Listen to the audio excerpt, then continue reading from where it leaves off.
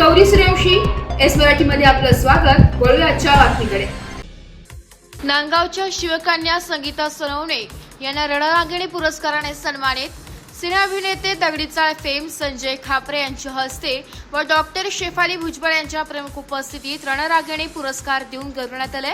नांदगाव येथील शिवकन्या तसेच सामाजिक कार्यकर्त्या आधारवड महिला बहुउद्देशीय संस्थेच्या संस्थापक अध्यक्षा सौ संगीता सोनवणे यांना निफाड येथे माणुसकी फाउंडेशन तर्फे आयोजित महिला दिनाच्या कार्यक्रमात प्रसिद्ध सिने अभिनेते दगडीचाळ फेम संजय खापरे यांच्या हस्ते व डॉक्टर शेफाली भुजबळ यांच्या प्रमुख उपस्थितीत रणरागिणी पुरस्कार देऊन गौरवण्यात आले. हा पुरस्कार मिळाल्याबद्दल सौ संगीता सोनवणे यांचे सर्वत्र अभिनंदन होत आहे.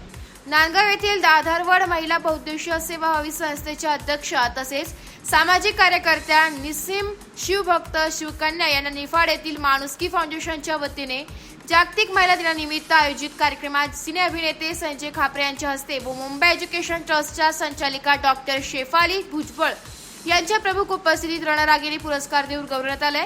सोनवणे यांच्या छत्रपती शिवाजी महाराज यांच्या सेवेबद्दल तसेच महिलांच्या विविध प्रश्नांवर काम बघून त्यांना हा पुरस्कार देऊन गौरवण्यात आलाय.